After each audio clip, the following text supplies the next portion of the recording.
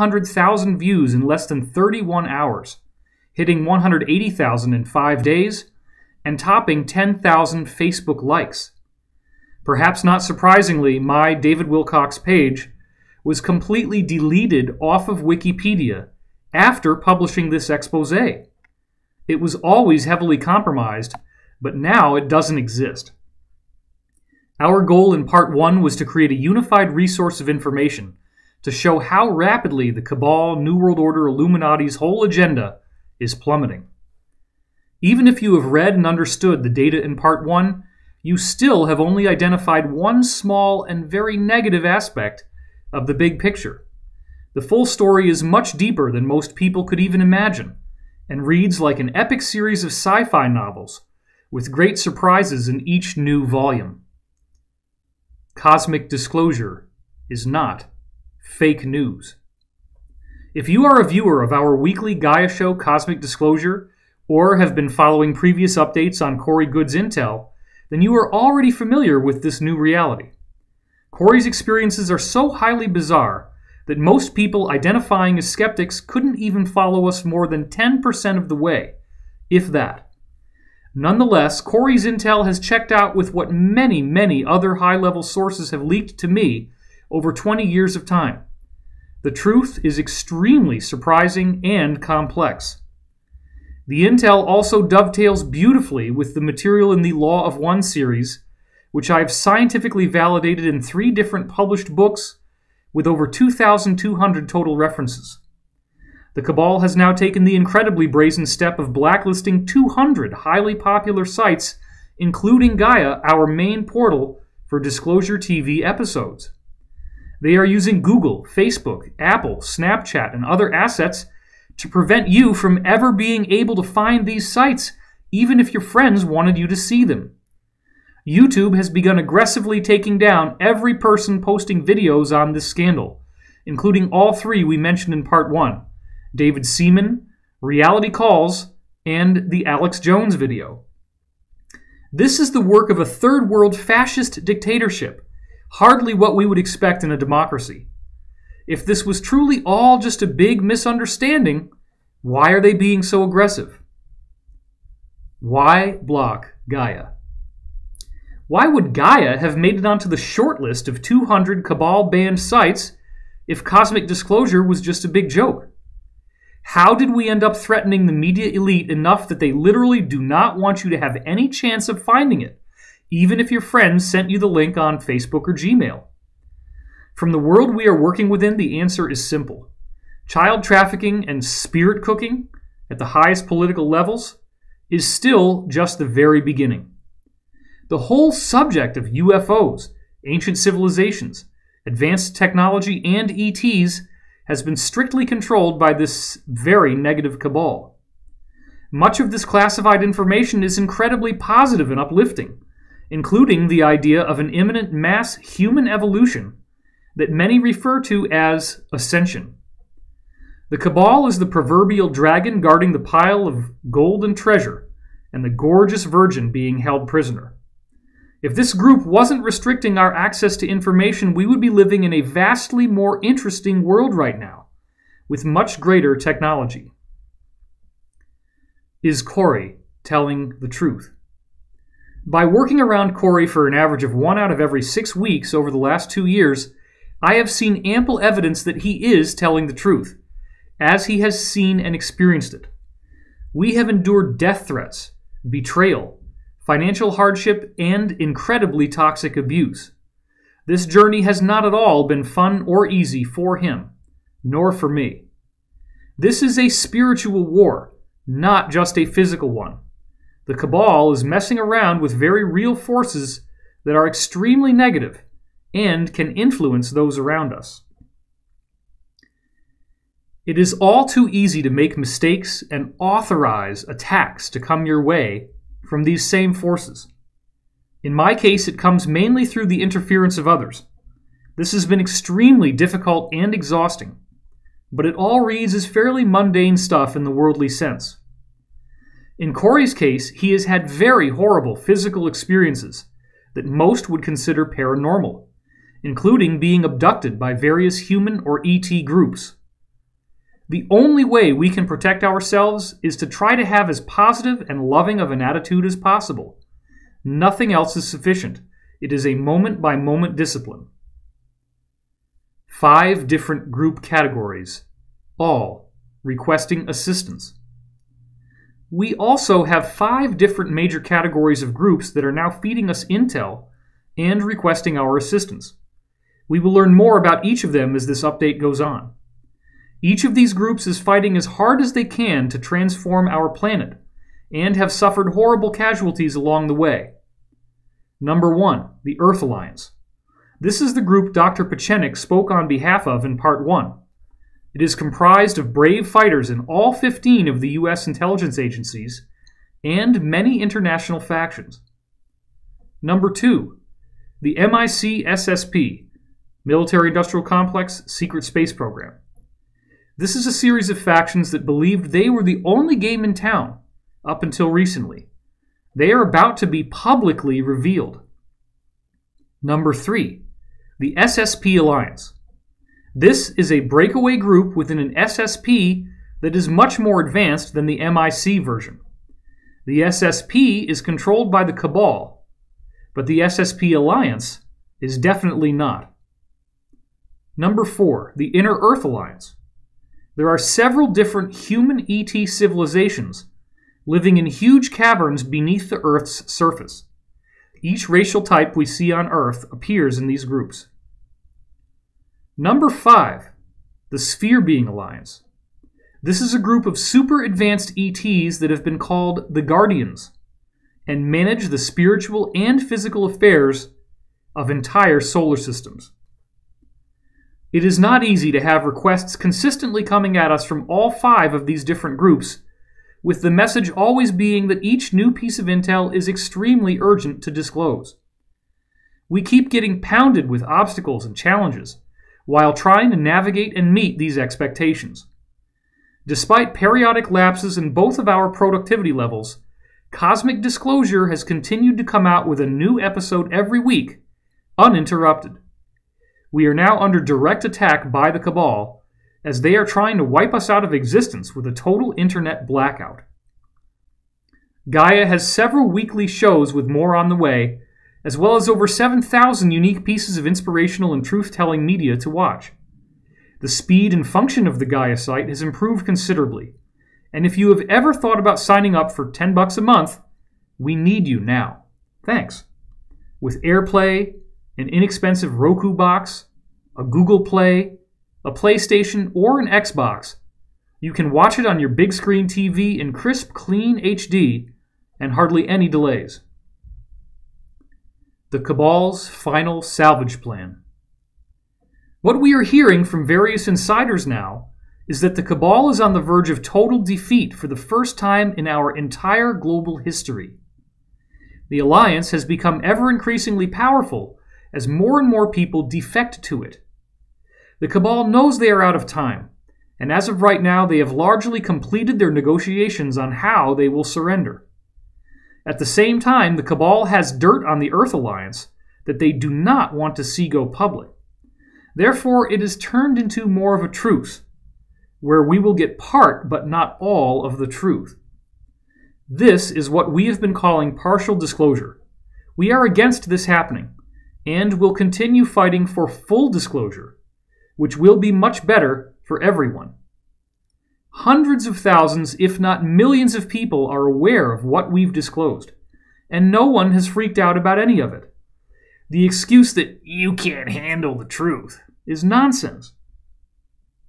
The SSP Alliance, Inner Earth Alliance, and Sphere Being Alliance are all pushing for full disclosure as well, which they call the optimal temporal reality for our future.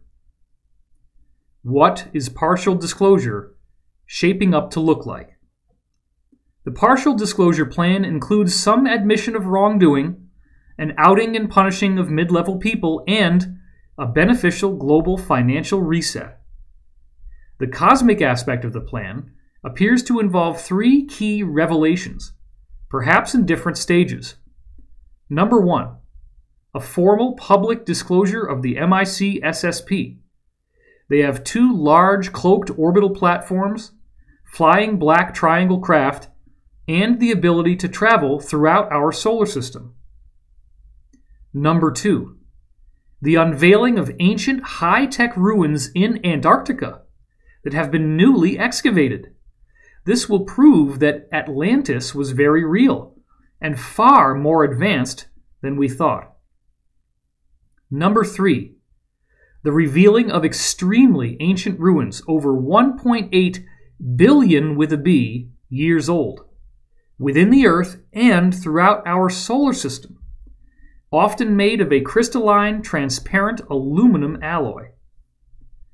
Although this sounds pretty awesome and would be a great leap forward, this is still only a partial disclosure that leaves gaping holes in our understanding. Another potential plan that is in the optional category involves the possible disclosure of a single ET group known as the Tall Whites. This is the group that Charles Hall and others have met up with.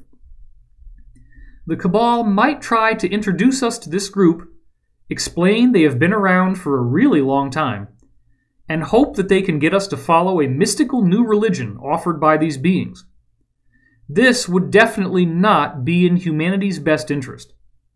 The rapidly escalating downfall of high-level elite human trafficking rings is bringing these issues to the immediate forefront.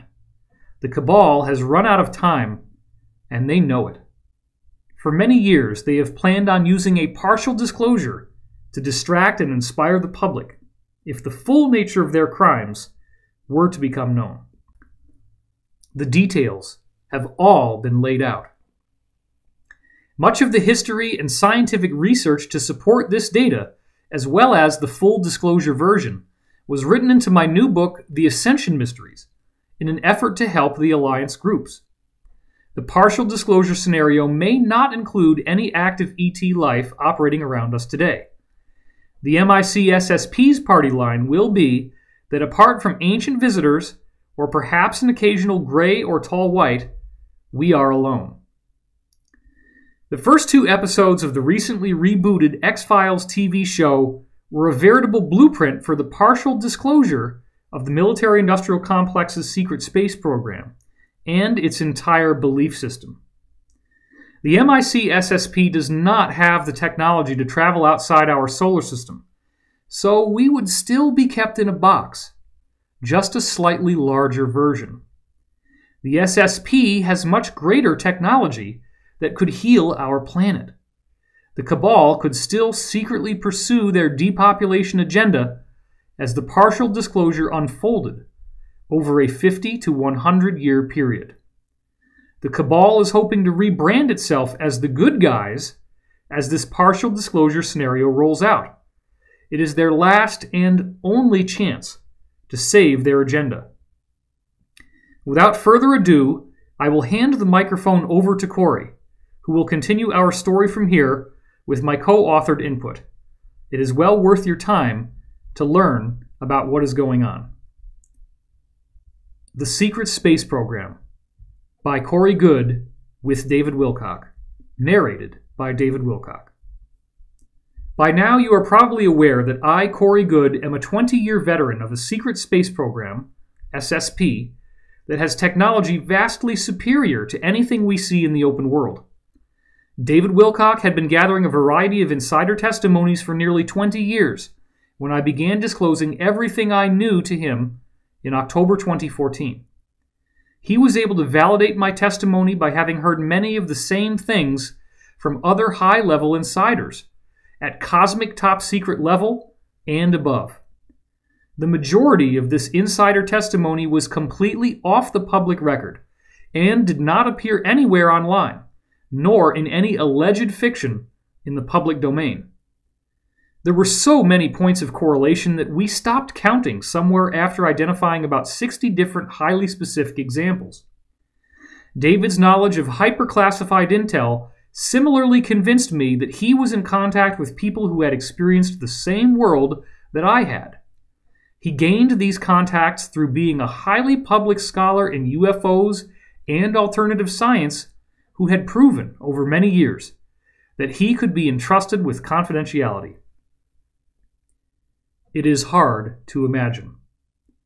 The level of secrecy involved is so high that it is hard for most people to even begin to imagine the world of the SSP. An experience inside a true SSP base on Earth or elsewhere in our solar system would appear very similar to a scene from the movie Men in Black or Guardians of the Galaxy. An ever-increasing number of seemingly fictional movies, television shows, and video games are preparing us for an eventual disclosure. Some groups on Earth have been aware that we are not alone and have remained in active contact with extraterrestrials for thousands of years. Many more became involved when the Germans developed flying saucer technology with ET assistance in the 1930s. A vastly interconnected breakaway civilization has since developed, almost completely without any public awareness. William Tompkins independently validates. William Tompkins was unaware of me or any of my testimony when he wrote Selected by Extraterrestrials. Ours has strictly been an internet-based story, and Tompkins is a 94-year-old veteran who is not online. During World War II, he debriefed 29 different U.S. spies embedded in the German SSP at the time. There are many astonishing points of correlation between what the two of us are saying. Again, far beyond any likelihood of chance. Interviews with Tompkins were conducted for Gaia before he knew anything about my testimony, but it all lines up beautifully. There are several episodes where we compare these knowledge bases, and the results are very surprising. Contact was reawakened. I had basically been out of the loop in the SSP since the late 1980s, except for a number of encounters with them in the 1990s and early 2000s that were all very brief missions. Much to my surprise, I was brought back into this world approximately 4 months after David and I began comparing notes. I was taken to a base on the moon that I was already familiar with, entitled the Lunar Operations Command, or LOC. By this point, David had gathered the bulk of my testimony together and had thoroughly briefed the senior management of Gaia on the story. I was quite surprised to discover that an alliance had formed within the SSP that wanted to share their remarkable technology with the general population of Earth. This alliance partially arose out of the SSP faction I worked within, known as Solar Warden. There are a total of 5 different SSP factions, and Solar Warden is made up of members from all 5 of them. The Solar Warden code name was also discovered by the hacker Gary McKinnon and was independently verified by William Tompkins. Sphere Being Alliance Ambassador. The SSP is already engaged with a diverse community of over 900 different human-like civilizations that they have regular, ongoing trade with, as well as less frequent contact with many others. I became a conduit for the SSP Alliance to speak with a group of highly powerful, positive ETs that had remained mysterious up until then. These beings arrived in hundreds of gigantic spheres parked throughout our solar system. The spheres have been coming in since the late 1990s and have remained cloaked ever since. David was aware of the spheres ever since they first arrived, as they were often being seen on NASA's own SOHO satellite and were referred to as sun cruisers. No other ET group had anything that was anywhere near this large in size, so it naturally was quite a source of interest. Gonzalez was the key. The man on the inside who ended up bringing me into this world again has been given the pseudonym Lieutenant Colonel Gonzalez for security reasons. He had experienced in-person contact with the sphere beings while in the SSP at about the same time I had experienced similar contacts while living here in America. Gonzalez did not report these encounters up the chain of command for some time, nor did I tell anyone about what I had experienced. In late February 2015, the sphere beings asked for me by name through Gonzalez. He did not know who I was, and his superiors had to look me up and figure it out. Up until I was requested by name, the sphere beings had completely refused to interact with the SSP Alliance, even though the Alliance felt they were trying to do something positive for humanity. The negative ETs will seek out contact with the most wealthy, powerful elites on Earth to promote their tyrannical, dictatorial, service-to-self message. The positive ETs seek contact with those who can help share their message of love, peace, and service to others. Thrown in the middle. I effectively got thrown into the middle of a debate between the SSP Alliance and the Sphere Beings. Furthermore, the Sphere Beings wanted me to serve as their ambassador, sharing their perspective not just with the SSP Alliance, but with the general public on Earth. They are here to help guide us through an epic human evolutionary event that many call ascension. I have been told this will involve a massive release of energy from the sun that triggers advancements in DNA and consciousness. Wilcock's new book, The Ascension Mysteries, has references to ancient prophecies of such an event from many different cultures. The giant spheres are a form of living technology that is used to help smooth out this transition as much as possible. Without the help of the spheres, such a transition would likely be catastrophic and largely unpredictable. The Blue Avians. The main ET group I've interacted with has been the Blue Avians, a race of humanoids with large eyes and bird-like blue feathers on their bodies. We have since discovered that this is the same group that presented itself to the Egyptians through avian-looking humanoid gods such as Ra and possibly also Thoth.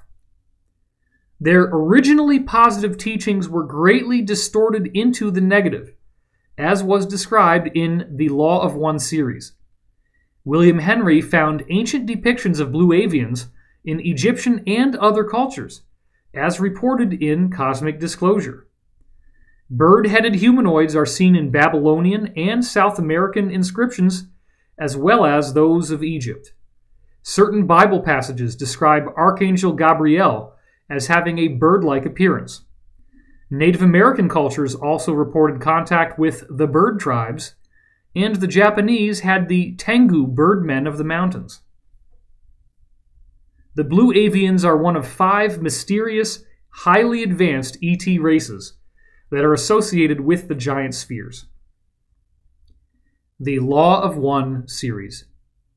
Additionally, the Blue Avians have now absolutely confirmed that they were responsible for the creation of the Law of One series from 1981 to 1984.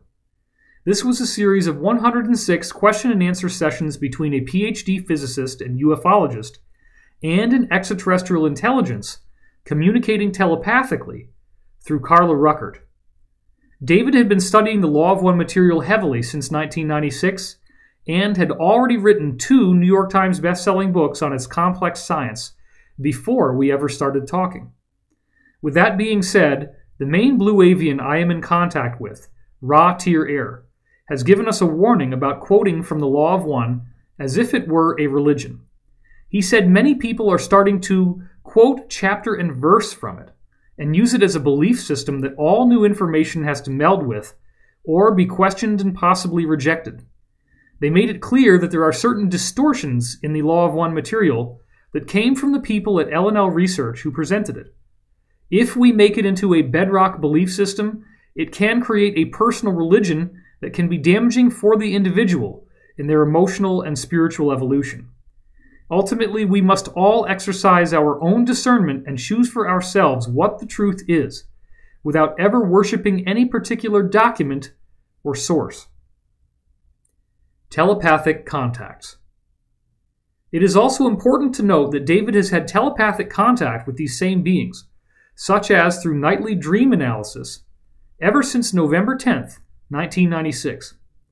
Due to cosmic laws of free will, David has still never experienced the type of in-person contacts that are now happening to me. He has been given a roadmap of stages to go through that could lead to these contacts, and writing his new book, Awakening in the Dream, appears to be one key part of that process. Since I had already been a part of the SSP in the 1980s, it did not violate my free will to be brought back into it later in life. This almost obsessive focus with preserving free will is a regular element of every session of the Law of One series. Complex and multifaceted. This story is complex and multifaceted, far beyond anything I would ever dream of trying to invent. This has also not been a profitable move for me to make. I would have had a significantly higher income if I was able to go back into the IT field instead of continuing to fight for full disclosure, as I am now doing.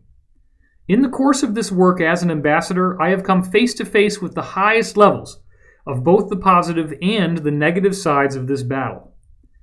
Some of these experiences have been so profoundly unpleasant that I can only laugh when people say they wish they could be in my shoes. The full narrative arc has been traced out in Cosmic Disclosure, our show on Gaia, as well as in these updates at spherebeingalliance.com and at David's website, divinecosmos.com. Various characters in the story. I have also met up with an alliance of human-looking beings living in huge habitable caverns inside the Earth. My main contact therein is a priestess named Kari.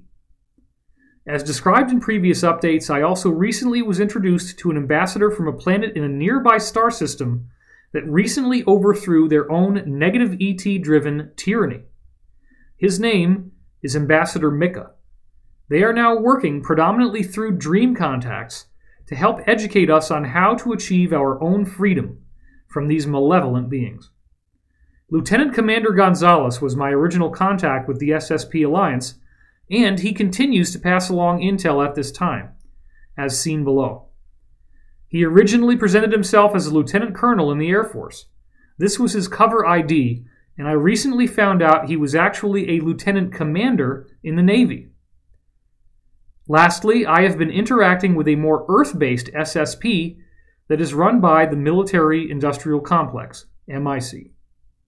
The MIC SSP is unaware of the greater space program I was a part of, as we will discuss. So now, without further ado, we will pick up where we left off in the previous update at spherebeingalliance.com and in prior episodes of Cosmic Disclosure. A visit from the MIC SSP. Once again, in the early morning hours of Wednesday, October 26, 2016, I awoke to find that I was walking in the parking lot behind my house. This type of sleepwalking technology is standard fare for the Military Industrial Complex MIC space program group that has been contacting me in the recent past. I immediately noticed the same stealth-looking MIC wingless craft that I was taken in last time. It was parked in the same place it had been in the last time I was taken. The same two airmen greeted me and asked me if I was physically able to walk up the stairs. Since I had almost fallen after my knee buckled the last time they contacted me, they seemed as though they were being overly cautious. I went up the stairs, entered the craft, and was brought to the familiar room where I had been chemically interrogated before. This naturally caused me to feel extreme anxiety, since the original interrogations I went through were not pleasant, to say the least. I was asked to sit in the same seat and was buckled in. Once again, I was helpless, shackled into the same chair where I had suffered greatly in the past. I soon heard the craft power up, and we lifted off fairly quickly. A visit from Sigmund. A few minutes later, the older military man who was in charge came into the room. Since he has white hair and a white goatee, we have decided to call him Sigmund in an homage to Freud. Sigmund stated that he was a bit perplexed at the information he had received from our last encounter. In addition to enhanced interrogation through chemicals and technology, he had previously taken blood, hair, and skin samples and tested them for trace elements, using very advanced methods. The lab results once again confirmed that I had been in the approximate off-planet locations that I had claimed.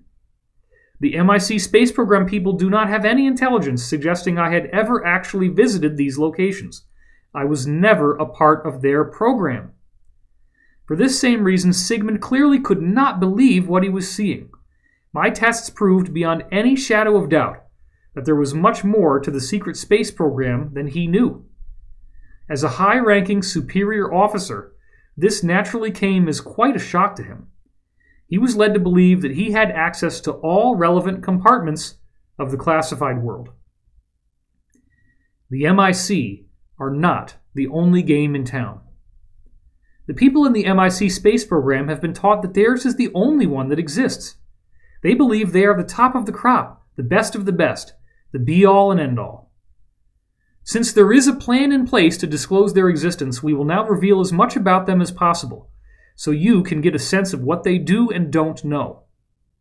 They are aware of the existence of Luciferian Cabal groups, practicing very advanced black magic on a global scale. This includes exacting protocols of performing specific ceremonies at specific times. It also involves hiding out in the open and telling us what they are doing in symbolic form. Events like the Grammy Awards, the Super Bowl halftime show, or the Olympics opening and closing ceremonies are used to broadcast occult images to millions of people. This, in turn, authorizes the negative forces they are working with to exact greater control over the earth and enhance their worldly power, as long as no widespread resistance develops. They do this through seeding our co-creative consciousness with their agenda. Our collective focus is the root power of their magic. The MIC people often believe that they are literally engaged in a biblical war against an ancient evil that has taken control of much of the earth. Advanced technology from our worldly perspective. The MIC SSP has at least 2 large space stations in Earth's orbit, as well as a number of manned satellites. They are roughly circular in shape and are large space stations with enough facilities for many people to work in various labs and so forth.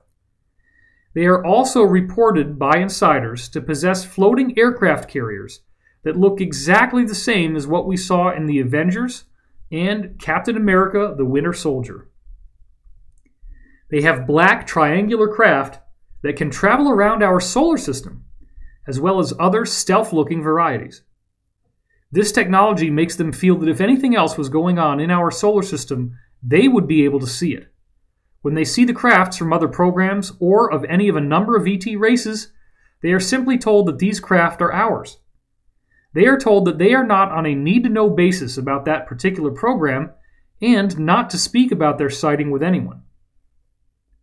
It is very compartmentalized. The Cabal is a very, very intelligent group. They built the MIC SSP from the very beginning to be disclosed at some point as a protective deception to hide the deeper level secret space program. If anyone in the military-industrial complex secret space program ranks made unwanted technological or informational breakthroughs, they would be quietly plucked out, just as occurs here in our own level of the cover-up. Therefore, no one in the MIC secret space program will successfully discover portals that take them outside our solar system, as one of many examples. Certain areas are cordoned off to them as no-fly zones, so they do not see the advanced ET civilizations that already exist in our solar system. If someone sees something they shouldn't have, and the idea that it is one of ours doesn't stick, they very likely would disappear, or be reassigned. The Cabal knew that if the people in the MIC SSP truly believed what they were being told was the whole and complete truth, none of them could ever threaten the partial disclosure scenario. They could come forward and fight vigorously against any alternative view of reality because they believed in their heart and soul that they had been given the whole and complete truth. This is precisely what was happening with Sigmund, the commanding MIC officer who interrogated me, as we will review in a minute. They believe we are alone.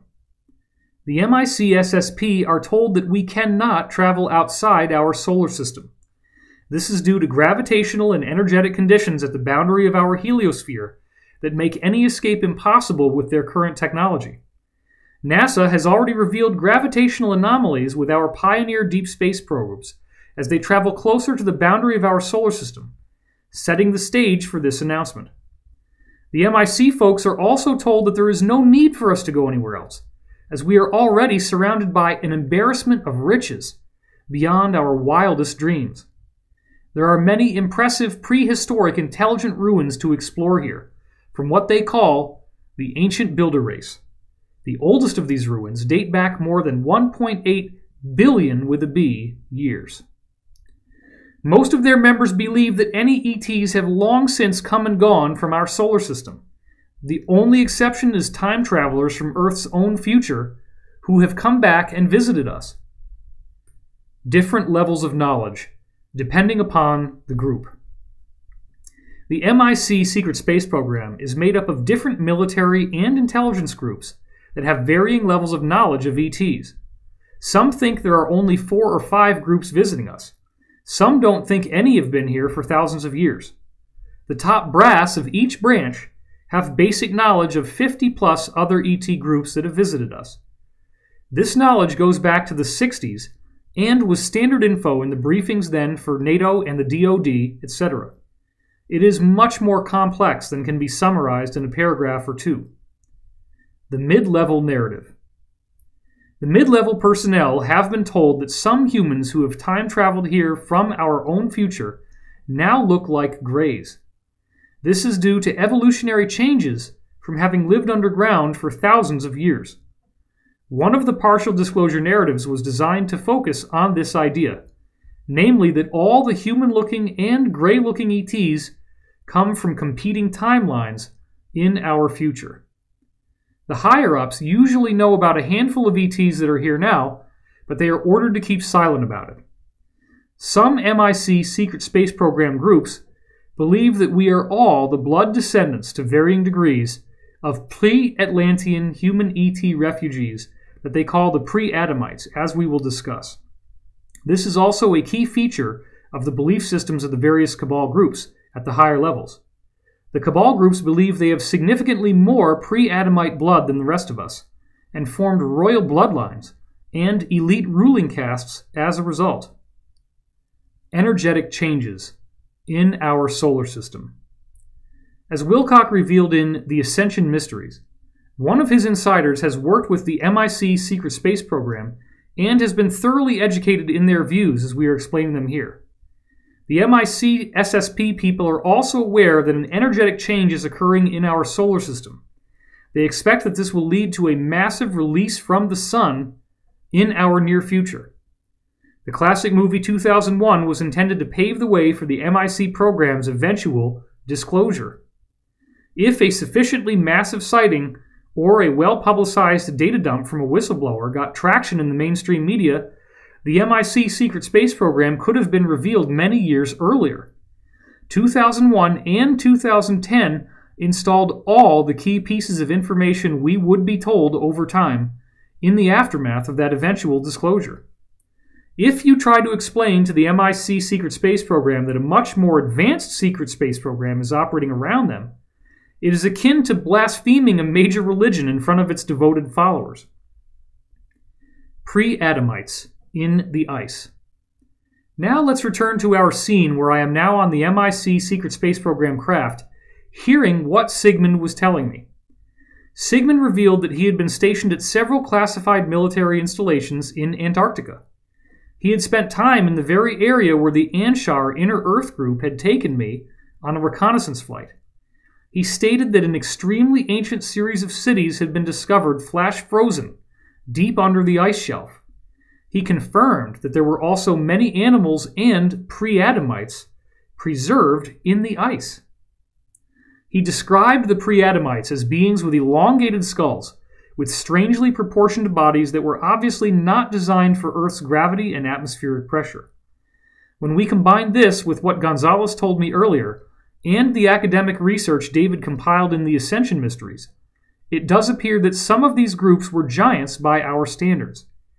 Other hybrid groups may have been bred to have more conventional heights and or adapted to Earth's gravity over time by becoming shorter. The history of the pre-Adamites. According to Sigmund, this pre-Adamite group had apparently arrived here from another planet in our solar system that was no longer hospitable. They arrived here approximately 55,000 to 65,000 years ago and began to create hybrids of their species and the developing human population. This fit beautifully with what Gonzalez and others had already disclosed, which in turn became the central narrative of the second half of David's The Ascension Mysteries. What we now see as Antarctica was the seemingly mythical lost island of Atlantis. The Buwachi map from 1754 depicts accurate subglacial topography of Antarctica. No one in modern times even saw the continent itself until 1820. Insiders tell us the Buwachi, Orontius, Phineas, and other maps were copied over from ancient scrolls in the Vatican Library. The Earth shifted on its rotational axis, perhaps due to a nuclear war, and the water that inundated the continent quickly flash froze into a gigantic ice shelf. Sigmund stated that the hybrid survivors of this catastrophe, who were living on other continents at the time of the Great Flood, completely lost access to their ancient cities for over 10,000 years. These beings then began to breed with the human populations in the regions they were stationed in at the time of the disaster. One major faction of pre-Adamites was constrained to the Americas, while the others survived in Europe, Africa, and Asia. Tompkins, Aldrin, the Draco, and Antarctica. The 29 embedded German spies Tompkins interviewed during World War II confirmed the Nazis were working with a violent, aggressive reptilian race. This group is humanoid, but with reptilian features. They have been called the Saurians or the Draco, and pose the biggest problem for everyone in our region of the galaxy. Surprisingly, the Draco have a central base of operations in our solar system, including huge under-ice facilities in Antarctica. This makes Buzz Aldrin's latest alleged tweet extremely interesting. We do now know that this tweet was disinformation, but the contents are still important to analyze. We can prove that he had just visited Antarctica while wearing a shirt encouraging us to get to Mars ASAP. We did hear that he was there to tour the pre-Adamite ruins that are now on the verge of being disclosed to us as part of this transition plan. Aldrin fell ill and had to be returned home. The disinfo begins with him allegedly tweeting a pic of an alleged Antarctic pyramid with the words, "We are all in danger. It is evil itself."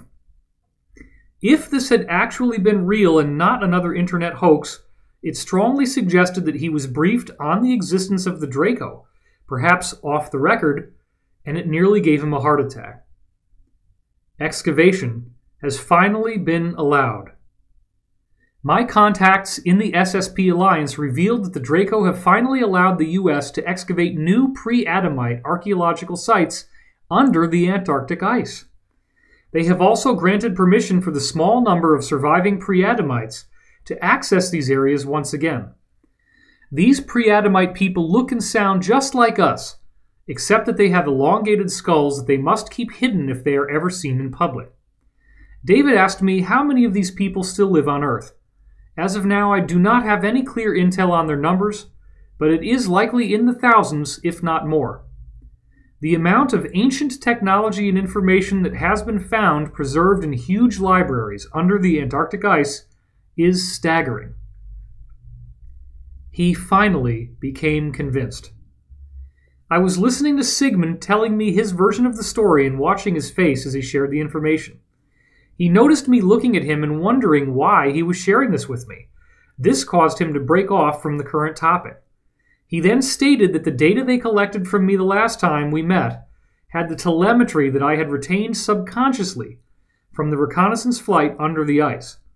This finally convinced him that at least some of what I was saying was true. David asked me for clarification when I first wrote this. Specifically, I had witnessed information on the heads-up displays in the Anshar bus craft I was riding in. Under interrogation, I was able to recall specific telemetry from those displays that proved to be extremely accurate, enough to meet Sigmund's quality standards. Another round. Sigmund then stated that he was going to alter my state of consciousness again, to be able to dig deeper into my experiences and see what else he could glean. I told him I would prefer it if he didn't. I would be happy to answer any questions he had.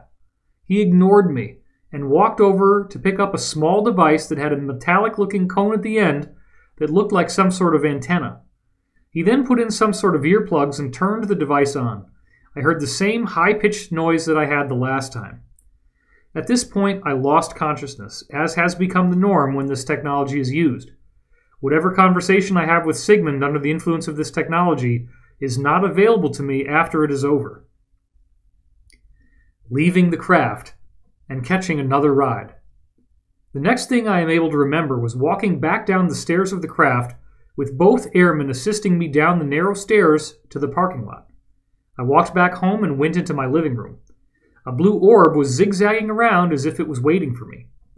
This is a phenomenon that has been ongoing since this all started in February 2015. It is the transportation system used by the blue avians. Many people are starting to see blue or purple orbs just as I had been told would occur. This is a key part of our mass awakening process. I indicated that I was ready to be transported and was taken back to the same Mayan breakaway mothership I had been on before. Another meeting with the Mayans. The Mayan breakaway group started out in Mesoamerica, and thanks to a successful ET contact, they were able to migrate off-planet. They have since become advanced enough to develop a unique technology that appears to be based on the use of stone and consciousness. They act as a healing group that have provided treatment to Gonzalez and many other survivors of SSP enslavement and torture. There were now 6 of the Mayans in the room. 3 of them were females. I had only seen a female on one occasion before with any degree of closeness. Gonzalez was standing over by the floating stone console looking at it, while a Mayan was working the controls. He directed his attention to me and greeted me. He walked up and scanned me with the same black stone sphere that he held in his palm the last time. He smiled, and as he lifted it up, he said, "Please focus your attention on the magic 8-ball." He then scanned my head again while I tried to focus on the black stone sphere as he requested. Once he finished his scan, he turned and walked over to the floating console and somehow placed the stone sphere into the side of it. He then looked over at the Mayans. They then went into the next room where another stone console was floating and gave us some privacy. Seeding info into the MIC secret space program. Gonzalez stated that he was sorry he couldn't share some of the details about why I was being abducted and interrogated up until now. He stated that this was part of an operation that was seeding information into the ranks of this MIC secret space program. Apparently, many of them are disillusioned and questioning whether or not they were indeed at the top of the intelligence totem pole, as they had been led to believe. He stated that if this information gets to the right people within the MIC secret space program, it could hinder the wider plans of doing a partial disclosure of their program. These individuals now felt there was much more going on in the programs than they had been told. Gonzalez further communicated that I had to be unaware of this operation, so the interrogators would not figure out this info was being given to them on purpose. I had assumed that a similar scenario was behind why I had been kept so completely in the dark about what was happening to me, and why all of this had been allowed to occur by the SSP Alliance and the Sphere Being Alliance. More on the pre-Adamites and Antarctica. Gonzalez and I then talked about the conversation I had on board the MIC Secret Space Program's craft regarding the pre-Adamites. Gonzalez confirmed that he had received the same intelligence from some of his SSP Alliance contacts. The same data also appeared in the reconnaissance flight telemetry that the Anshar had shared with him. Advanced tech in ancient ruins. Gonzalez soon moved to another topic. He stated that Cabal proxies had discovered pieces of ancient technologies hidden in time capsules in many of the ancient Sumerian ruins. These proxy agents completely razed these ancient ruins to the ground, looking for these time capsules. These groups not only found several pieces of technology inside the walls of these ruins, they also located some new sites buried below them that were much more ancient. He stated that these artifacts were being stored in Mosul, Iraq at the moment. He also stated that one of the reasons such a vigorous battle is occurring in Mosul at this time is because various groups are fighting to recover these artifacts. After these historical sites were destroyed, the Alliance sent operatives to other similar sites across the planet to do sonar scans and try to locate more of these time capsules. He stated that they were doing so in the dead of the night and were using very advanced technologies to try to detect other anomalies around these ancient sites. The pre-Adamites want control. According to Gonzalez, the ancient technologies that were discovered in Iraq had belonged to this pre-Adamite group. This group wants the return of these technical artifacts immediately, considering them to be their private and personal property. However, certain factions who are now in possession of them will not turn them over. These are Earth-human proxy groups that the Cabal had sent on behalf of the surviving pre-Adamites. They got the cosmic equivalent of gold lust when they saw the treasure. What further complicates matters is that there are two different royal bloodlines among these pre-Adamites. These two groups are in a type of competition over the control of the financial and political systems of various countries. As I have said before, the people we are now calling pre-Adamites all have psychopathic characteristics by our normal definition of the term. The elongated mitre hats everyone wears in the Vatican are one of the ways they have been able to conceal themselves while still operating amongst us. The surviving pre-Adamites apparently have blue eyes. A weakening of the Cabal coalition. Gonzalez stated that this argument over the pre-Adamite ruins meant there was an obvious weakening of the Cabal's coalition. This split in the ranks of these global syndicates was being exploited by the Alliance. It seems that many of these Cabal groups now see that their organization is about to be fully exposed and brought to justice.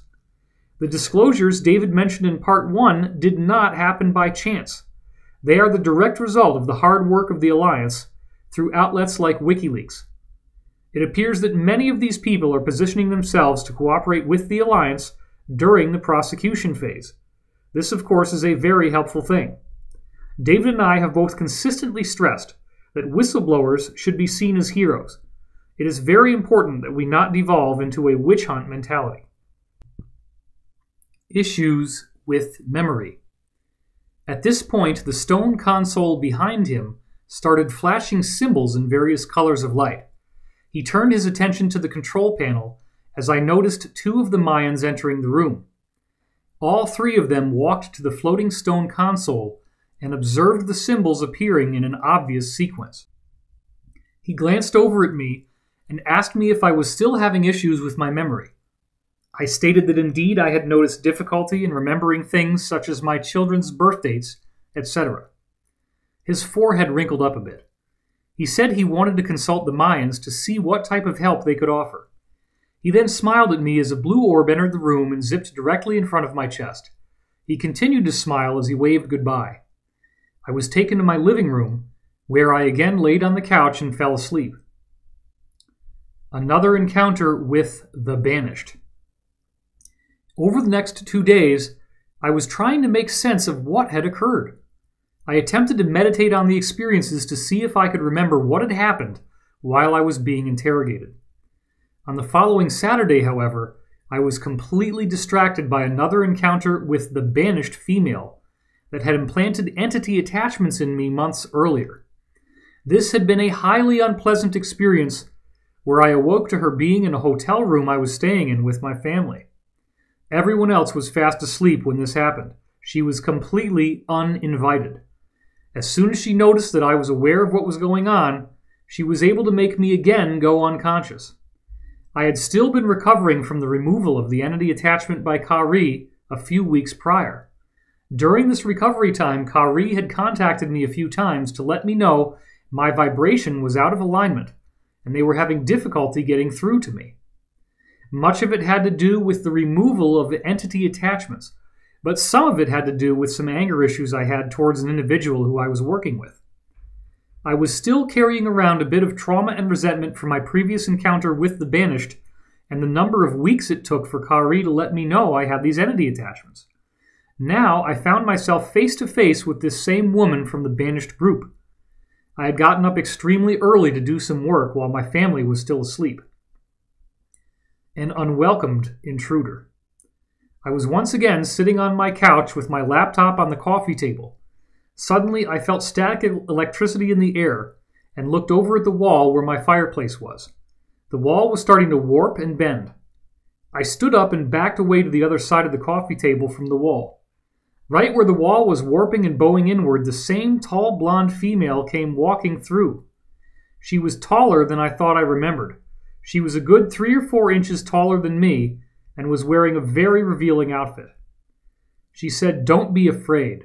I am Mara, and I mean you no harm." I just stood there slack-jawed in disbelief. I was both intrigued and a bit afraid after our last encounter.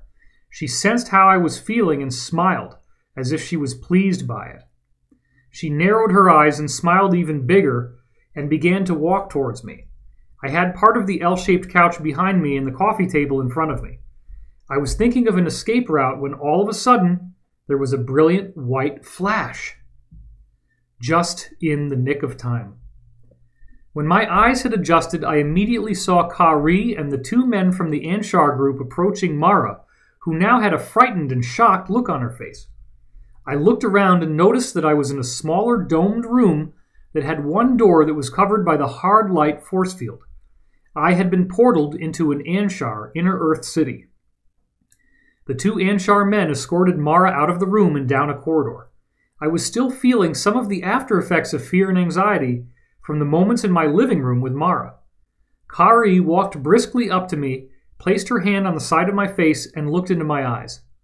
I immediately began to calm down, and my rapid breathing and heartbeat subsided. I asked her why the banished was back, and what was her intent. Kari stated that her intentions were not honorable, and that they intervened for good reason. It is vitally important to stay positive and loving. Kari then stated that I would not be bothered by Mara again, but that I needed to keep an eye out for more of her kind who will come looking for her eventually. I asked what would happen to Mara. Kari stated that she will be placed in stasis until upcoming events had fully played out. She then gave me a hug and put both of her hands on my shoulders. She looked me in the eyes and told me that I needed to let go of my anger with certain individuals that I am working with, and to focus on getting my vibration back in balance. She gave me that huge infectious smile of hers, and then patted my shoulders and told me she was sending me back now. I was still a little bit shocked and confused from the encounter with Mara, and I'm sure my eyes showed it. Rebalancing my vibratory state. After another brilliant flash of light, I was now standing in the same place I had been in prior to the transport. In the time period since my last update, and up until this point of reporting, I have been brought before raw tier air on 3 occasions. Each of them had to do with the rebalancing of my vibratory state and the frustrating behavior and actions of some people from my inner circle. During these visits, I was able to observe the cosmic scene and noticed that the giant blue spheres were becoming notably more translucent. The 9 metallic spheres were in about the same positions as they had been weeks earlier. Meetings with the Earth Alliance. By this point, we were getting fairly close to the time of the U.S. presidential election, which was indeed extremely contentious, as David had opened up with in Part 1. I had already been told many months ago that the SSP Alliance was in support of either Bernie Sanders or Donald Trump winning the election. Both of these men are aware of the Cabal, are not a part of it, and want to see it taken down for the betterment of humanity. Just days before the election, certain allies I had in the FBI, Department of Homeland Security, and FEMA reconnected with me. They were very excited because their data showed that Trump was likely to win. Hack attacks from a panicked Cabal. This next phase of insider contact started a few days after I published my last update. It began with a series of hacking attempts on my home computers.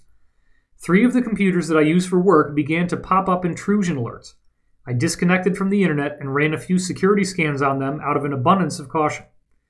I found out these Cabal groups have apparently been in a state of panic for weeks, as more and more has been leaked about their involvement in pedophilia and sex slave rings. They are also organ harvesting their young victims to sell on the black market. These are just a few of the crimes being committed. The FBI has had enough. The FBI has been quietly investigating these deplorable crimes for decades. David's own insiders independently confirmed this to him, and it has now gone public, as we saw in Part 1. The FBI investigators had brought this evidence to several attorney generals in the past, only to have them tell the FBI to close their investigations. The FBI soon realized that major changes would have to occur before they would ever be allowed to bring these people to justice. The more they investigated, the more prominent and powerful names began to pop up. It appears that these sex slave and pedophile rings have been associated with close to a third of everyone working in government organizations within the USA and the EU. It was determined that any attempt to prosecute them would be met by roadblocks. This is one key reason why the alliance favored Trump. This appears to be one of the main reasons most of the FBI was behind Donald Trump in the election process. They knew the alliance was in favor of Trump becoming the next president. The FBI have been aware of the alliance for some time. The FBI believed that if Trump won the election, they would finally have their opportunity to bring this evidence to an attorney general who would actually prosecute. This was such a contentious election process that it caused a huge amount of anxiety for people on both sides of the political parties. Former allies returned at the last minute. Since I had gone public, a few of my sources in the FBI, Department of Homeland Security, and FEMA had broken off contact with me because of the crackdown on whistleblowers in the Obama administration. The day before the election, all three of these people contacted me and told me that Trump would win. They then began to share quite a lot of inside information with me about the above-mentioned investigations.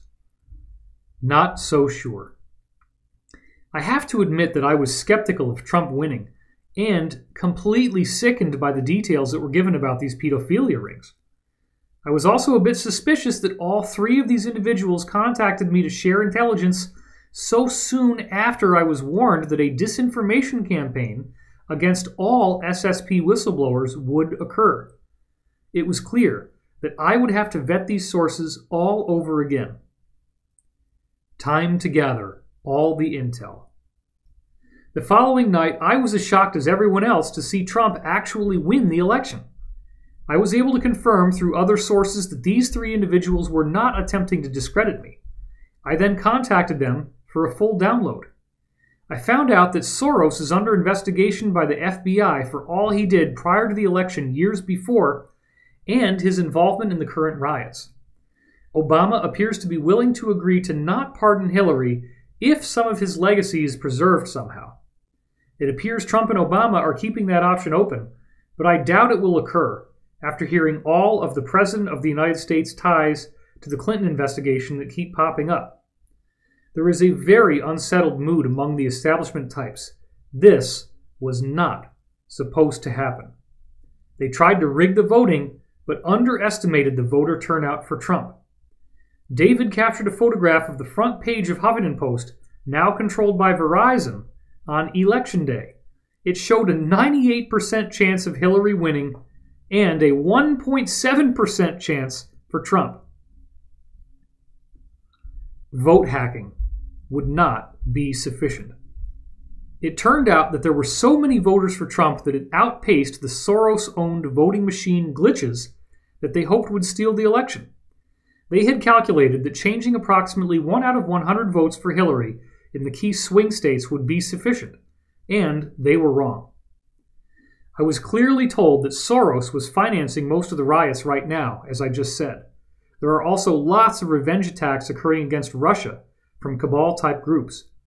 I found out that things are very bumpy right now between the Alliance and Cabal.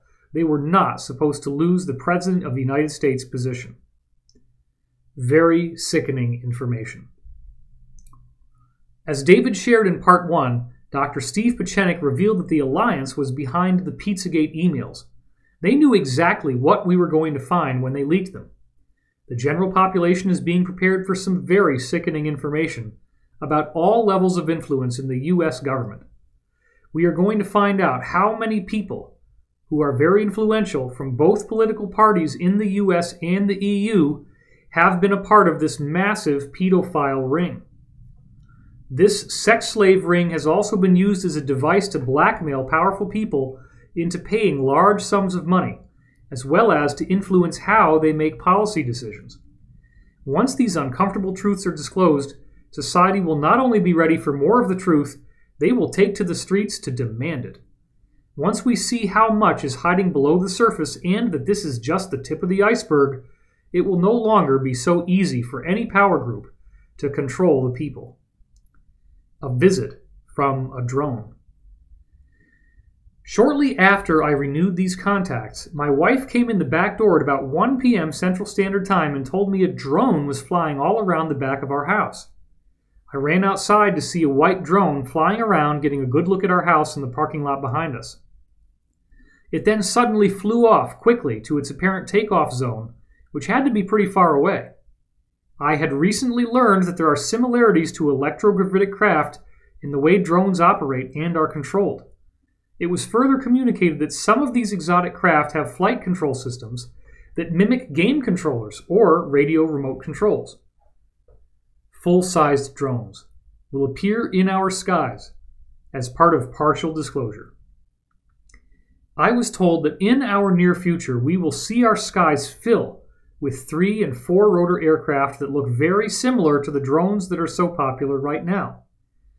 I was also told these tri- and quadcopters would be almost completely automated, with advanced collision avoidance and autopilot features.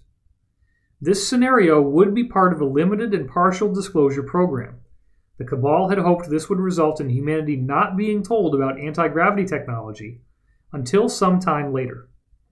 I was told that the rotors and motors on these drones could be replaced by anti-gravity technologies as they are declassified and become available. These craft will be used quite a lot by the military and police, as well as by various civilian industries. I got interested and purchased my own drone. My interest was piqued to the point where I decided to purchase a drone of my own to learn how to fly them for myself. Since I purchased a cheap drone that doesn't have GPS, all I have done is crash it repeatedly. I don't think it was a coincidence that a drone was performing an open reconnaissance of my house so soon after I bought my own. This visitation happened in the same week where I had purchased a cheap drone at a local electronic toy store, and only 12 hours after I had published my most recent report, A Shadow Revolution. If you have read my last report, then you heard that a shadow revolution is occurring in the USA and is being supported by the Earth Alliance. So much of this battle is occurring in the background and over the internet that we are only now beginning to see it bubbling up into the open. I think we should all be meditating on a smooth transition and a full disclosure for humanity. Never before have the masses been so fed up with the corruption that is blatantly occurring right in front of our eyes with no accountability. We are witnessing the beginning of a grand transition. There will be growing pains for sure, but the end result should make it all worth it. If we can navigate through this time period honorably, we will have set ourselves up for the consciousness renaissance that we have been robbed of for millennia. Antarctica and Cabal surrender. Various world political and religious leaders have been brought down to Antarctica in the last year. The new archaeological finds are a major reason for this. They are excitedly taking tours of the findings. According to sources, the Cabal plans on fleeing to an island in New Zealand, certain areas of South America, and Antarctica. If so, these meetings may very well be a signal to the Alliance that key members of these secret Earth syndicates are preparing to escape justice from an angry American populace. The Cabal had believed they could steal the election and once again escape their fates. They were wrong. Perhaps the strangest development of all was when U.S. top diplomat John Kerry flew down to Antarctica right on Election Day. Buzz Aldrin visited the ruins as well, and something caused him to fall ill and need to leave the area before he was scheduled to. Section 2. Pre-Adamite Ruins. In this section of our fascinating new intel update, we go into even more detail about the pre-Adamite ruins that have been discovered in Antarctica.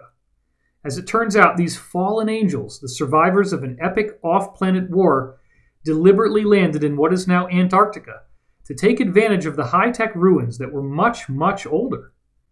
The idea of all of this intel being exposed now is extremely exciting. The Cabal is already offering tours to their own people of the ruins, and for them, it is like going to a cosmic adult Disneyland. Final section. Introduction by David Wilcock. Corey had put together everything you just read in the first section before our latest Gaia taping. In fact, the write-up was an essential element of organizing his thoughts for our interviews. Not long after we returned home from the taping, additional surprising experiences happened to both Corey and me. I ended up with a planned power outage that was only supposed to last a few hours, but stretched on well past the time I had to go to bed. Without electricity, the house became cold and dark, and I had to rely on my prepper supplies to live comfortably, which I basically did. A fairly prolonged power outage may occur. I saw that this could be a synchronistic warning of a mass power outage that would occur as we head into the final phase of the Cabal's takedown. There have been long-standing rumors of an approximately 2-week power outage, perhaps a bit longer, as the Alliance goes through the final stages of arresting key Cabal operatives. This is primarily intended to prevent them from fleeing and to minimize panic and civilian casualties during the arrest process. Shortly after my power outage, Corey and I got talking via Skype text, and the results were good enough that we will close out our article with the notes of our conversations. By this point, Corey had new experiences that added even more to our story, but he hadn't had time to write them up yet. We have slightly edited and improved our conversation in order to make it more readable and listenable, and add greater context in certain areas. Conversation between Corey and David. December 3rd, 2016, 2:14 a.m. David: we just had a day-long power outage. Everything was pitch black, and they didn't turn it back on until well after midnight, well after everyone had to sleep in dire cold. What are your thoughts on the 2-week power outage scenario for mass arrests? This seemed like a 5-alarm fire level warning, telling me to get ready for it being a lot longer than one night. Corey: that is why I delivered the message to have a minimum of 2 weeks of supplies. I am definitely ready. Unraveling very quickly. David: it does also appear that the Cabal will create a financial collapse to further try to ruin Trump if nothing else works. Pizzagate was the #1 story on the internet yesterday, as evinced by it being the top of Dig, which is a content aggregator. I photographed that. This whole thing is unraveling very quickly. The more the mainstream media keeps saying there is, quote, no evidence and no victims whatsoever, unquote, the more the kids doing this are waking up and fighting even harder. It's very interesting. So I am seriously wondering if the stuff could hit the fan before the inauguration. They may not be able to hold it off that long, and the Cabal may force things to come to a head sooner than that. Most of the agreements have been made. Corey: things are actually moving at a snail's pace in the background right now. Just about all of the things we talked about that were being negotiated between the Alliance and the Cabal have now been agreed upon, mostly. In the meantime, prepare to see tons of elite connected people resigning from their jobs. They will not flee the country, of course, but will immigrate to a safe zone out of protest of Trump being president and ruining all of their hard work, etc. David: wow, how recently since the election did they come to a full agreement? Corey: most of these agreements were final just before the election, once the likely outcome had become apparent, but many have occurred after the election. David: both of these data points can and should work their way into the update so it is current. I will see to that. Losing power for this long was like a massive cosmic reset point for me. It does make sense that the Cabal would make an agreement once they see what is happening. However, their core teaching is betrayal is the first rule of the Order, so it is unlikely that they will ever accept any deal and actually do it. The Antarctic Discovery. Corey. I have now had well over a dozen confirmations that indeed a huge effing discovery was made down in Antarctica. Indeed, there are many, many types of ruins and artifacts strewn out across the continent group of islands and in underground facilities beneath the glacier-covered land. David. Very cool. Corey. The update is going to need an update to get current, but I can take care of that. David. Did this Antarctica discovery get facilitated by ice cap melting, allowing new areas to be accessed, then coupled with digging, or was it just the result of excavation? Corey. There was some melting, but mostly years and years of excavating. They use steam blowers to do most of their excavation of artifacts and to create new areas when they need to build, I was told. David. They must have hit the mother lode recently if it took them years to get there. Corey. Mother effing lode. Many square miles of new ruins. David. That makes sense about the steam blowers. Are we talking about a Manhattan-sized area of buildings and working technological artifacts? That good? Corey. Many square miles of ruins have been detected, with only a small percentage that has actually been excavated thus far. David. So it's not like the ruins were protected in some sort of dome under the ice and left undamaged. They are all trashed up, I assume, but there are still things in there that can be pulled out. Are any of the buildings in a fairly undamaged condition? Corey. They were all flattened, crushed, or knocked over by the events that flash froze the area. They have tons of trees, plants, and wildlife frozen in place, like they were put on pause. They are also finding many pre-Adamite bodies. David. Interesting. I expected that everything would have been thoroughly smashed unless there were some very unique conditions. There will be a whole lot of giant animals, sloths, mastodons, toxodons, turtles, and what have you. The biosphere was very different then. Corey. That is absolutely true. They are already pulling out a variety of bodies of flash-frozen prehistoric animals. Corey is being used as a dream symbol. Corey. I just remembered that Kari told me many people are having dreams of me teaching them in small classes in underground bases and in spaceships. This is because several different groups are using me as an avatar in dream contact now, as well as the people putting me in that place subconsciously. That is just freaky stuff and I don't like it. An avatar could be used of me to do anything in most dream states. David. I know the feeling. We've both had thousands of people write in after images of us appear in their dreams. We have to remind them that we are not literally traveling there, nor are we aware of what they experienced. Dreams are symbolic and metaphorical in nature, and based on the work we are doing, these symbols usually represent people's transcendent aspect in Jungian terms. Corey. There is quite a lot of dreamscape communication going on from the inner Earth groups, as well as from the ETs and Black Ops government types. People should definitely be paying close attention to whatever they remember right now. The Cabal finally have something to feel positive about. Corey. Most of my recent intel has been about ancient technologies and ruins that are causing a major buzz in the elite communities.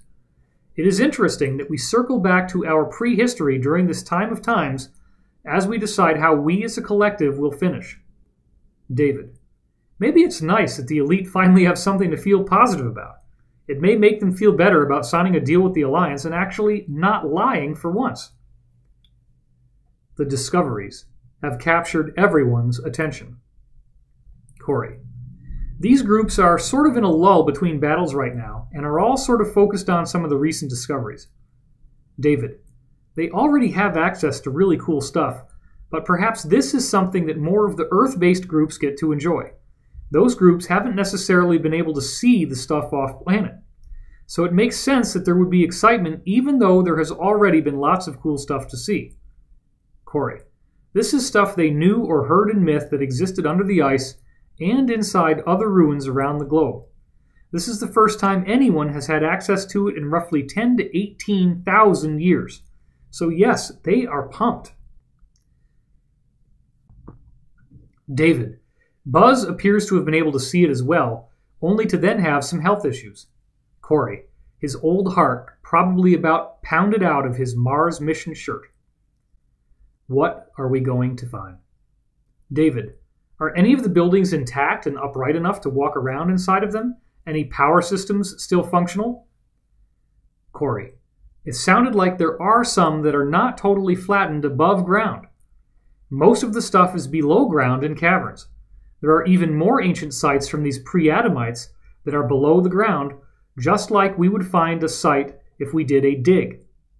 So they have been doing excavations on the surface, digging below the surface as well as in cavern cities and military complexes that belonged to this ancient group. They are going to make it public. Corey. Ancient aliens will go nuts over this stuff. David. Will, as in they intend to make this part of the partial disclosure fairly early along? Corey. I presume so, as they are not keeping a very tight lid on these discoveries very well, and it's during a time of an agreed-upon agenda for partial disclosure. David. Wow, that will be extremely exciting. They probably would prefer to start with something new and Earth-based before opening it up to anything off-planet. That makes a lot of sense. They are taking out all the good stuff and cleaning it up. David. They are probably scrambling to remove all the good stuff before opening it up any further. That way, they only allow us to discover the things they want discovered. So the best tech probably won't be there. Corey. Yes, in fact, they have been moving major artifacts already in the giant electromagnetic subs under the rift system I had mentioned before. David. See, I just know too much of how this group works. Cynical from years of study, I guess. Corey. Yep, their tactics have not changed for many hundreds of years. It is hard to be positive knowing all of the stuff going on in the background, but I do the best I can. When did this all start? And what did they find? David. Are a majority of the top Cabal people touring there at various times? And when did the discovery actually get excavated to an appreciable degree? Corey. The first discoveries occurred some time back, not sure. They had an idea of what was below the ice after doing very high-tech scans from space. They had been excavating one site and discovered many, many others spread out across what used to be dry ground. This happened over time. They have been studying what they are finding and moving some of it out before bringing in various bigwigs from various secret societies. Then they do tours like the Cabal Disneyland they have in the stasis chamber in Ohio. They are continuing to excavate, but know what is around in the areas where they have cleared away the ice. They are worried that all of the steam excavation could cause the surface of the ice shelf to collapse down on the sites they have uncovered. I think they would have to go public in some sort of a way to go bigger on this excavation and widen it. Why couldn't you talk about this before? David. Very interesting. Why was there a feeling of you not being able to discuss this before now? You had about 3 months where you were alluding to this but couldn't go into details. I don't understand what the sensitivity factor was all about. Corey. Preservation of public perception. David. I don't get it. They didn't want you to be the first to leak the story? They want to maintain the narrative and do it their own way instead of having it leaked? Corey. The SSP had operatives in place on our end. That kept some of the info from coming out sooner. The elite want to maintain the narrative. Alliance personnel would have been compromised. David. So the SSP Alliance folks are the reason why this discovery is coming out sooner, as in now, through your leaks? Corey. Yes. And all SSP and Alliance assets have been removed from the theater. David. Right. They had to clean it all up first. Corey. Yes. They had assets in place in key labs and installations, etc. All of that intel is being gathered right now. There are tons of freaking labs down there studying all kinds of stuff. David. I am sure there are, or at least there were. Corey. Carcasses of prehistoric animals are being packed up and sent on these subs as well. David. That makes sense. Maintaining security for the Alliance. David. Is there a reason why you were ordered not to reveal this any sooner, considering these folks are in the Alliance? I am not sure I understand the structure of the timing. Corey. The structure was that we couldn't talk about it without letting the Cabal know who was giving the info. Then they would find out assets were in place, identify who they were, and kill them. So after the assets were removed, the info could come out. Most of it. David: wow, that makes perfect sense. Why would you be briefed on sensitive intel? I guess the next question is, why are they telling you anything and then asking you not to leak it, considering you could be abducted and have it extracted from you by electrochemical means? I still don't understand why you are getting told things you can't share. Corey: they apparently wanted all this to get to the Air Force guy that questioned me for some reason during the time of extracting the assets. David: wow, very interesting about Sigmund. Now it is actually all making sense. We don't want to ruin it. David: I guess the only other thing that concerns me is, if we leak this, couldn't the elite turn around and change plans and ensure that no one ever sees it? Or are they so close to defeat that it is going to see the light of day either way?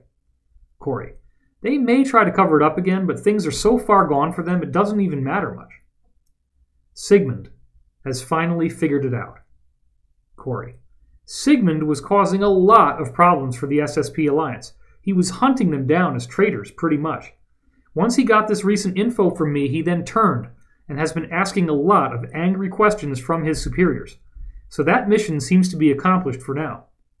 David: unbelievable.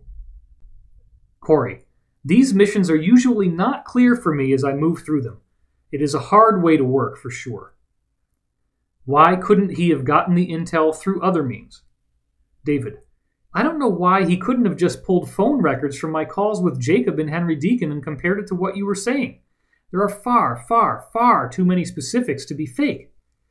Corey: he thinks they are all full of it and are gaming you as well. David: it's not possible to telepathically download so many specifics from each other at that level of complexity. It would be much easier for them to be telling the truth than for it to be some vastly coordinated deception. I just could never buy it, and that is why I have always been behind you 100%. Corey: yeah, they were trying to figure out if I was just one hell of a psychic pulling this stuff out of the ether. This has been a major shift for the positive. Corey: whatever the truth really was, old Sigmund was going to get to the bottom of it and find all security leaks for sure. He does not screw around. David: I am very glad to hear he is no longer destroying the SSP Alliance. Corey: it was causing the SSP Alliance members that are part of these programs in the military to be so shy that they were not coming out of cover to report and do command and control work. So yes, this is a big deal. David: and this was the guy at the center of the whole problem. This is very interesting. It is quite a relief that things have turned around. You were used, definitely, but you may have saved the entire full disclosure scene in the process. Has the SSPA's attitude towards us improved any since the Wrangler days? I would imagine this was a major win. Corey: I don't think they've had a lot of time to talk bad about us for a while now. They are very happy Sigmund was leaving them alone right now. Even more intel after Part 1 was published.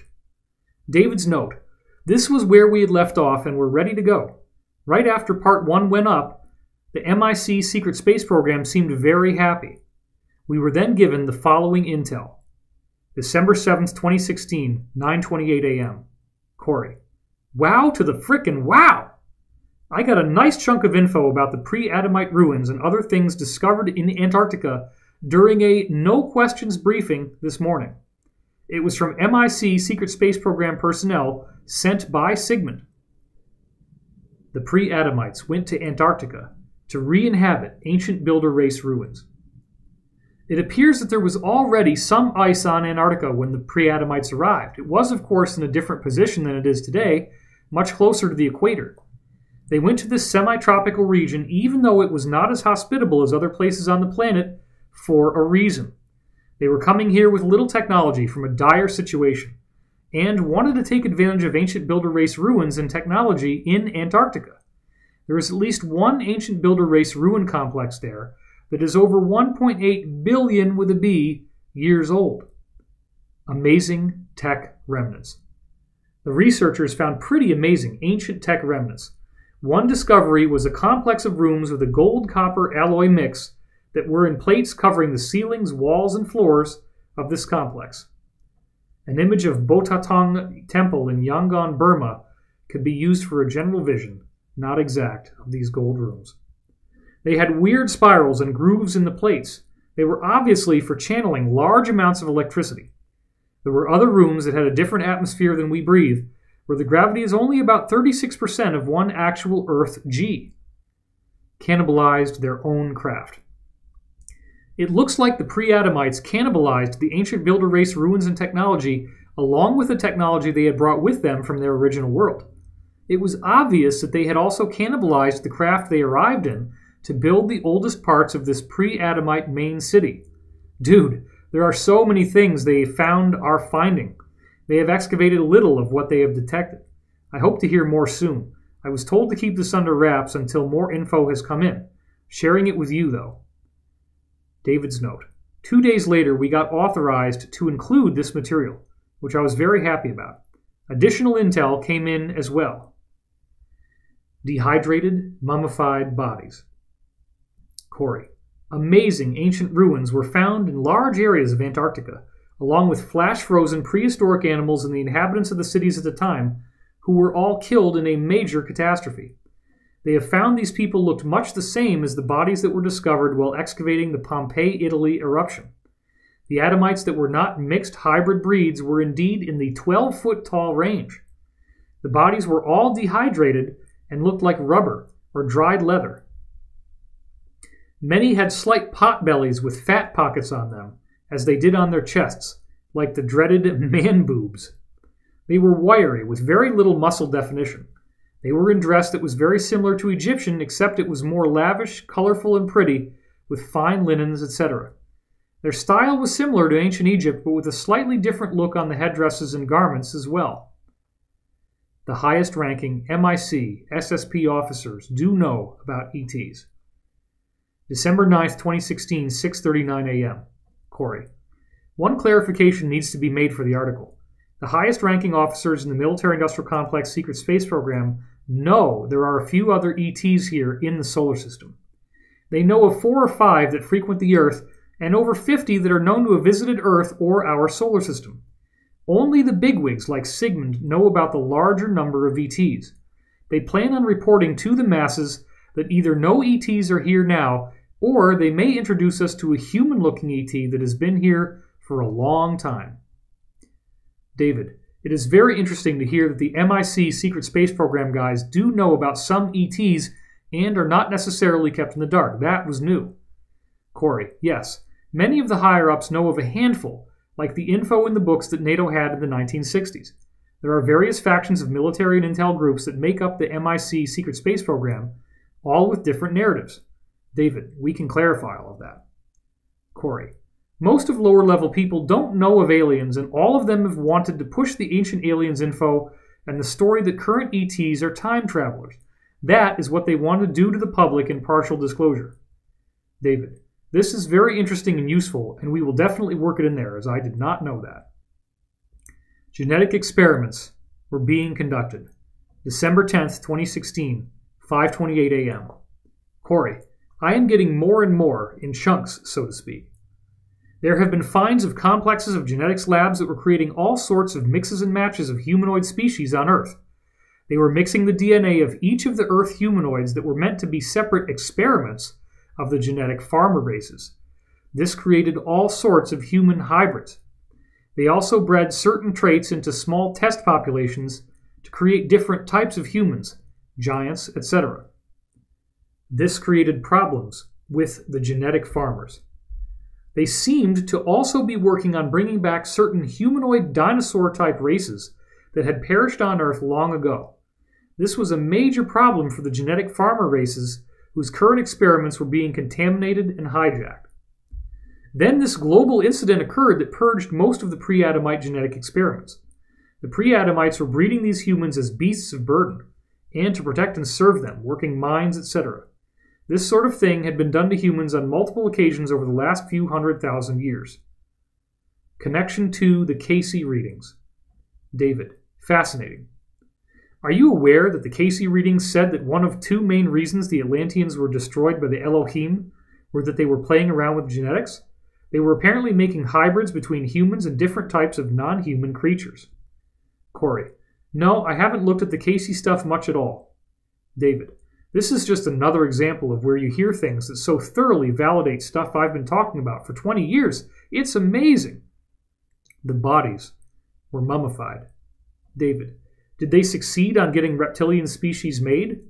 Corey: There were different iterations of humanoid types of these species, but I don't know how far along they were. Far enough for them to get in trouble, I guess. David: So they literally found these labs with bodies of different types of hybrids growing in the incubators?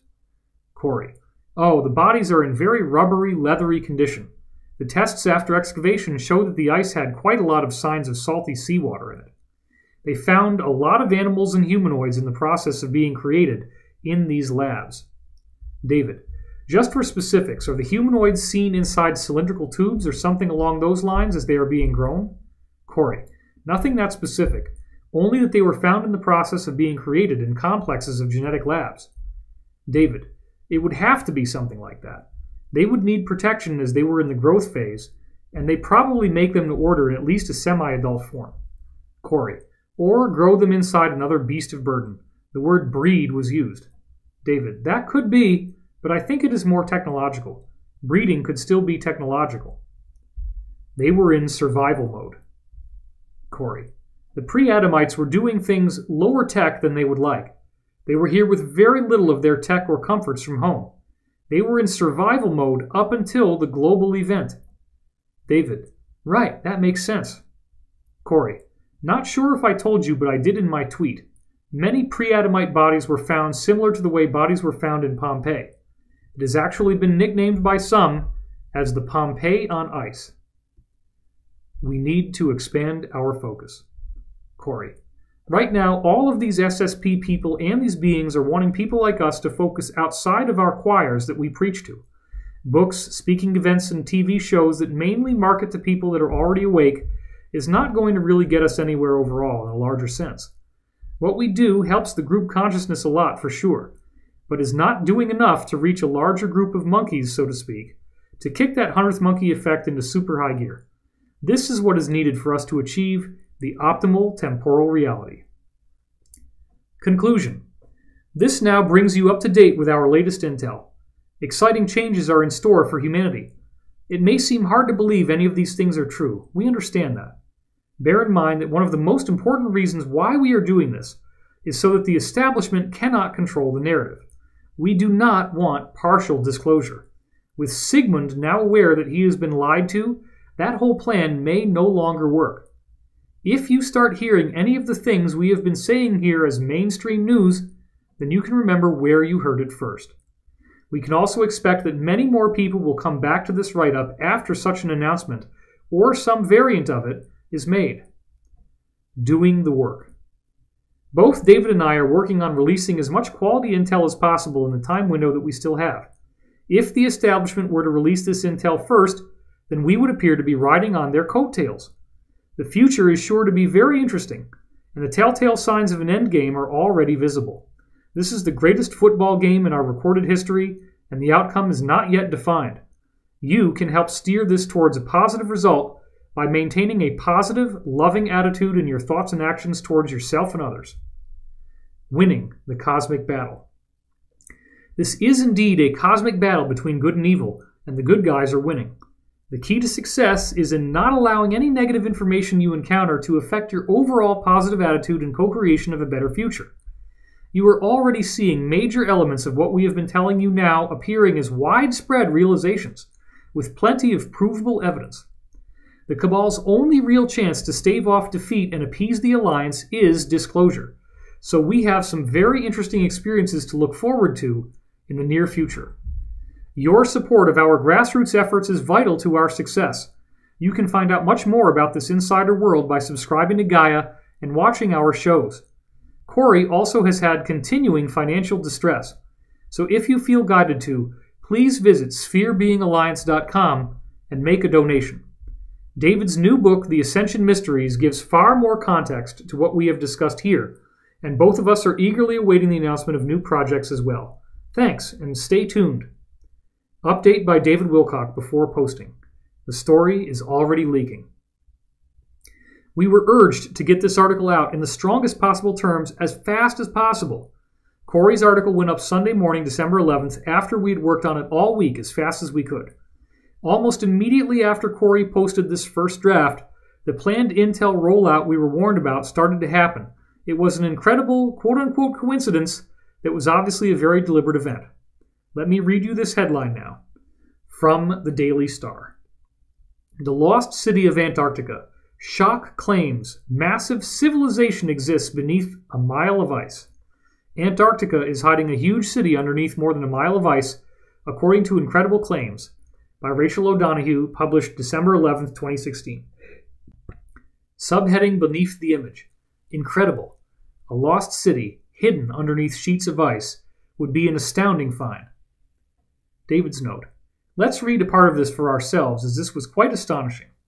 Quote, U.S. Air Force Lieutenant Colonel Harold Z. Ohlmeyer sent a letter in 1960 to Professor Charles Hapgood saying his theory on the Piri-Reis map was correct. He wrote, quote, the geographical detail shown in the lower part of the map agrees very remarkably with the results of the seismic profile made across the top of the ice cap by the Swedish-British Antarctic expedition of 1949. This indicates the coastline had been mapped before it was covered by the ice cap. This part of Antarctica is ice-free. The ice cap in this region is now about a mile thick. Subheading below the graphic. Theory. The Piri-Reis map of the world appears to show Antarctica without ice. Quote, conspiracists now think Hapgood was right, and he discovered that much of the South Pole was ice-free, and also the location of the lost city of Atlantis. The existence of this mythical utopia was first mentioned in the writings by ancient Greek philosopher Plato in 360 BC. The Atlantis that Plato described was founded by people who were half god and half human, around 9,000 years before his own time. If it did exist, this would be at a similar time that Professor Hapgood said shifts had occurred in the Earth's crust. And just a month ago, further proof of an Antarctic Atlantis emerged in the form of pictures of what appears to be huge pyramids jutting out of its ice. The astounding photos showed structures that bear an uncanny resemblance to the pyramids of Giza, which were built thousands of years ago by the ancient Egyptians. Could all of this mean one of the world's greatest mysteries is about to be unlocked? End quote. Things are getting exciting. I have barely even gotten enough sleep since we were told it was so urgent that we get this out as fast as possible. Now, almost instantaneously after Corey posted the first version, without most of the images included in the one I posted on Divine Cosmos, we get an article that teases exactly what we were telling you about. What are the odds of this being a mere coincidence? As astonishing and over-the-top as this intel sounds, it all lines up beautifully. There is no way we could have invented a story like this simultaneously with the release of such a teaser in the mainstream media. We were already talking about it in Part 1. Thank you for your support of this work. This is really starting to get interesting. Update minutes later. Synchronicity already starting. Endgame Part 2 is taking off just as fast as Part 1. The views are flying in after just a few minutes. I just added the Solar Warden image and the hit counter was at a nice even number, 1,600. This is another example of the synchronicity phenomenon I reported in Part 1 happening again. Then, after breaking this into two sections and adding some graphics, Part 1 was now at 181,855, 18,1855. A few seconds later, after checking on this update, it got even better. Now the first and the second articles both had repeating digits in their hit counters, 18,1888 and 4399. This phenomenon requires no effort, and it bodes well for an emergence of the truth. Thank you for walking this path of discovery with us. Update, same night, breaking records. This article has taken off so fast that we've now topped 20,000 unique views in just over 5.5 hours. I hit refresh as it was getting close and landed on the quad, 19999. Thank you for sharing and liking this article. You are helping us fight for full disclosure, and we do sincerely appreciate it. Update 2, same night, 3 sets of 24s. As of 10:51 p.m., 7.5 hours after this article went up, we're already approaching 25,000 hits. I hadn't looked at it at all since the above and took some time off. Before going to bed, I randomly decided to refresh it and got a bunch of 24s. There were 2.4K Facebook likes, and the hit counter was at 24,24,6. As soon as I published this and closed out of the page, the hit counter had a triple in it, 24447. Some people may not believe that this is happening spontaneously, but once you authorize synchronicity by opening your mind, you will be amazed at what starts to happen.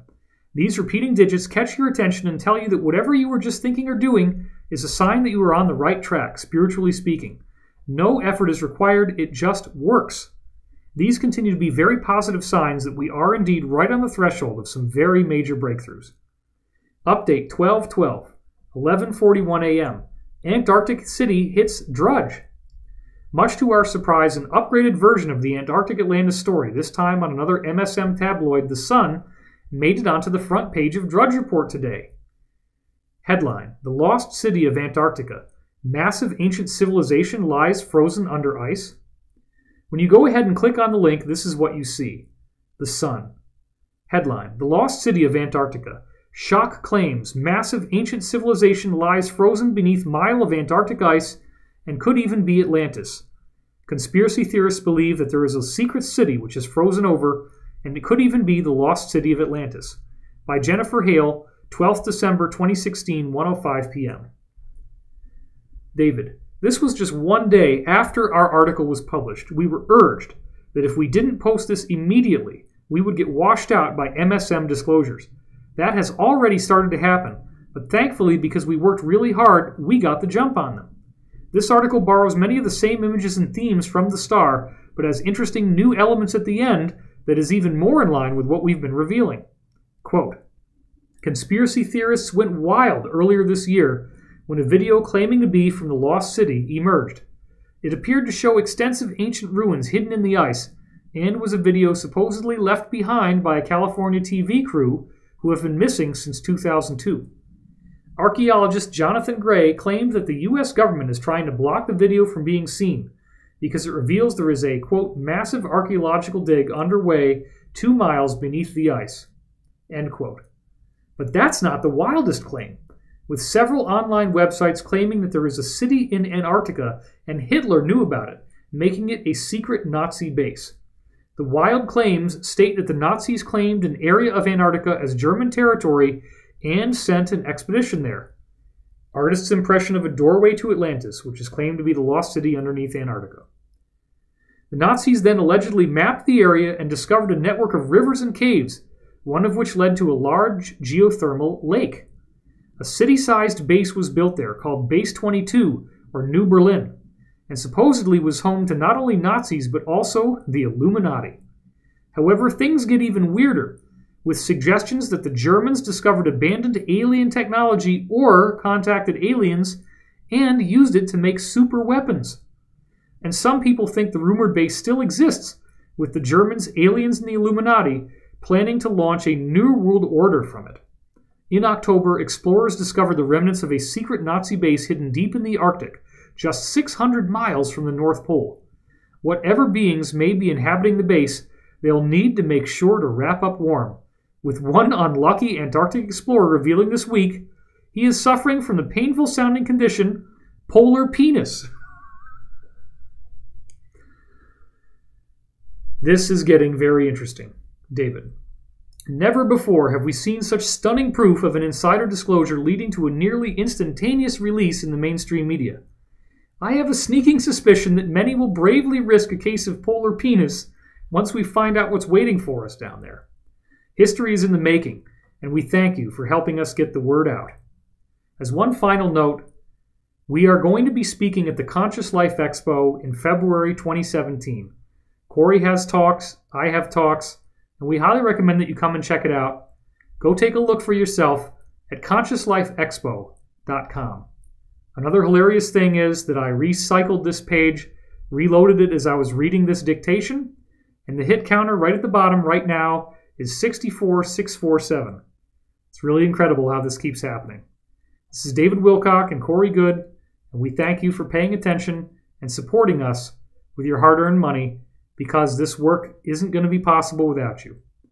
Also, come and visit me on my new site, dwilcock.com, where you can sign up for updates, including an MP3 version of the audio of this recording. Thanks again.